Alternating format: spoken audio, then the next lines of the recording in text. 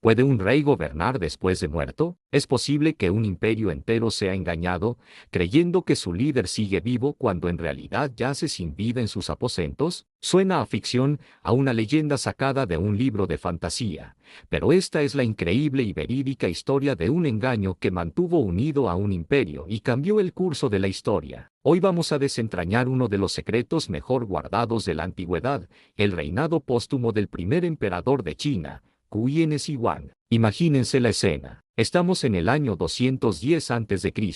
El hombre más poderoso de Asia, el unificador de China, el emperador Qian Shi Huang, yace muerto en su carruaje imperial. Acaba de fallecer durante uno de sus largos viajes por su vasto imperio. A su alrededor, solo un puñado de sus consejeros más cercanos conocen la terrible verdad. Afuera, el imperio bulle de actividad, ajeno a la catástrofe que acaba de ocurrir. Si la noticia se filtra, el caos es inevitable. Rebeliones, guerras civiles, la desintegración de todo lo que el emperador construyó. El pánico se apodera del pequeño grupo. ¿Qué hacer?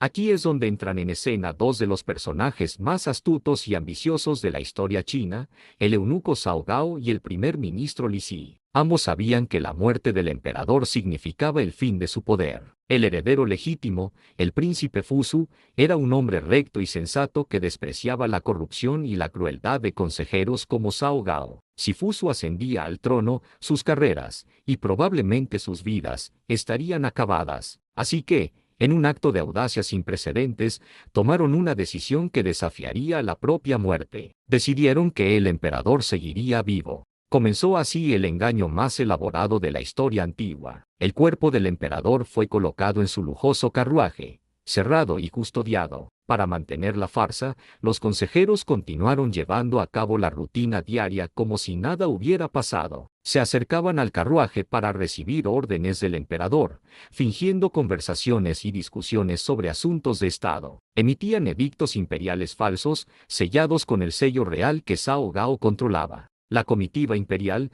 que contaba con cientos de personas, seguía su marcha lentamente hacia la capital, Xianyang, un viaje que duraría meses. El emperador gobernaba desde su carruaje silencioso. Pero había un problema muy real y muy desagradable. El cuerpo del emperador comenzaba a descomponerse. Era pleno verano, y el calor aceleraba el proceso. El olor a muerte se volvía cada vez más insoportable y amenazaba con delatar el secreto. La solución de Cao Gao fue tan macabra como ingeniosa. Ordenó que se cargaran varios carros llenos de pescado salado y que viajaran justo detrás y delante del carruaje imperial. El penetrante olor del pescado podrido enmascaraba con éxito el hedor del cadáver del emperador. Para el resto de la comitiva y para la gente de los pueblos por los que pasaban, el extraño olor solo era parte del equipaje imperial. Nadie sospechaba la horrible verdad que ocultaban esos carros de pescado. Durante 2 meses, el imperio chino fue gobernado por un fantasma.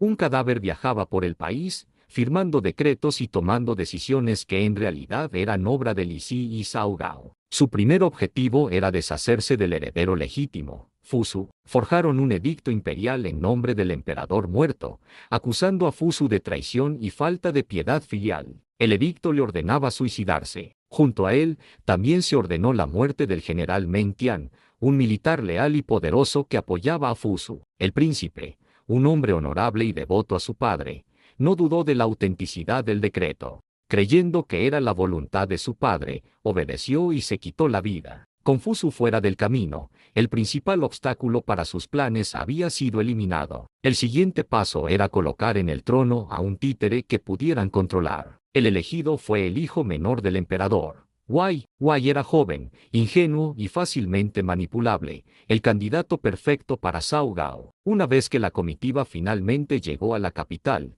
y solo entonces, se anunció oficialmente la muerte de Qian Shi Huang. Inmediatamente después, y siguiendo el último deseo del emperador expresado en otro edicto falso, Wei fue coronado como el segundo emperador, Qian Shi. El engaño había funcionado a la perfección.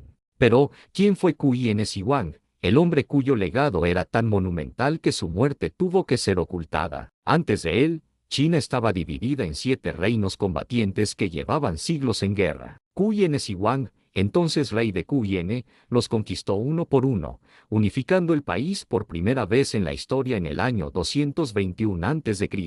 Se proclamó a sí mismo primer emperador e inició una serie de reformas revolucionarias. Estandarizó la escritura, la moneda, los pesos y las medidas en todo el imperio, creando una cultura y una administración unificadas que sentaron las bases de la China moderna. Construyó una vasta red de carreteras y canales para conectar su imperio. Y, por supuesto, ordenó la conexión de murallas existentes para crear la primera versión de lo que hoy conocemos como la Gran Muralla China, una defensa colosal contra las tribus nómadas del norte. Sin embargo, su reinado también fue brutal y tiránico. Gobernó con mano de hierro, basándose en la filosofía del legalismo, que abogaba por leyes estrictas y castigos severos. Suprimió cualquier forma de disidencia, llegando a ordenar la famosa quema de libros y entierro de eruditos para eliminar cualquier pensamiento que contradijera su ideología. Impuso trabajos forzados a millones de personas para sus grandiosos proyectos de construcción,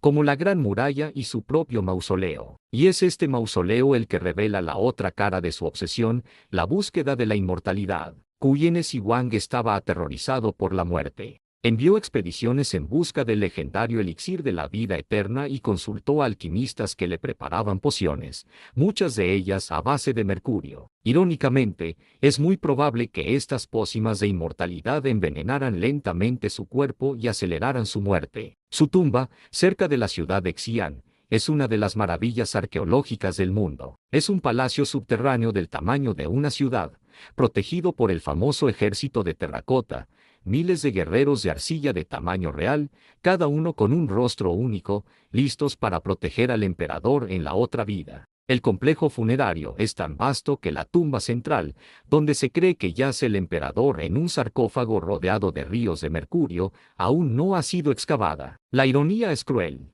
El hombre que dedicó su vida a vencer a la muerte fue traicionado por ella en el momento más inoportuno, y su legado, que esperaba durara 10.000 generaciones, se derrumbó casi de inmediato. El reinado de su sucesor títere, Quyene Ersi, fue un desastre absoluto. Bajo la influencia de Cao Cao, el nuevo emperador aumentó los impuestos, intensificó los trabajos forzados y ejecutó a ministros y generales competentes, reemplazándolos con sus propios secuaces. El descontento popular, que ya bullía bajo la superficie durante el reinado de Quyene Zhiwang, finalmente estalló. Rebeliones masivas surgieron por todo el imperio. La dinastía que se suponía iba a durar milenios se tambaleaba. Cao Cao, el maestro titiritero, continuó su juego de poder. Eventualmente, traicionó también a Li Si, el primer ministro que había sido su cómplice, acusándolo de traición y haciéndolo ejecutar de una manera brutal. Finalmente, cuando la situación militar era insostenible,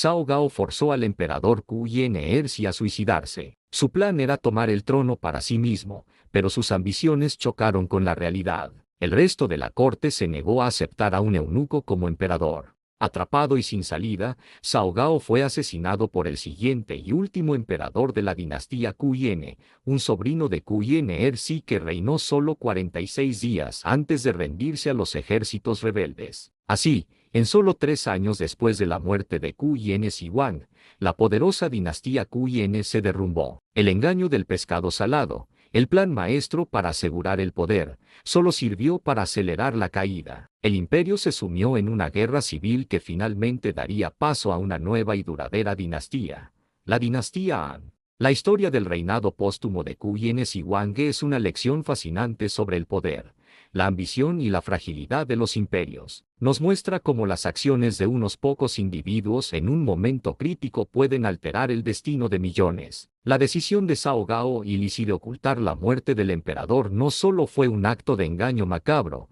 sino un punto de inflexión que precipitó el fin de una era. Es un recordatorio de que ningún poder, por absoluto que parezca, puede escapar a la verdad para siempre, y que a veces, el intento desesperado por aferrarse al poder es lo que garantiza su propia destrucción. Gracias por acompañarnos en este viaje a los misterios de la historia. Si te ha fascinado esta increíble historia, no olvides darle a me gusta, suscribirte a nuestro canal y activar la campanita para no perderte nuestro próximo episodio. Hasta la próxima.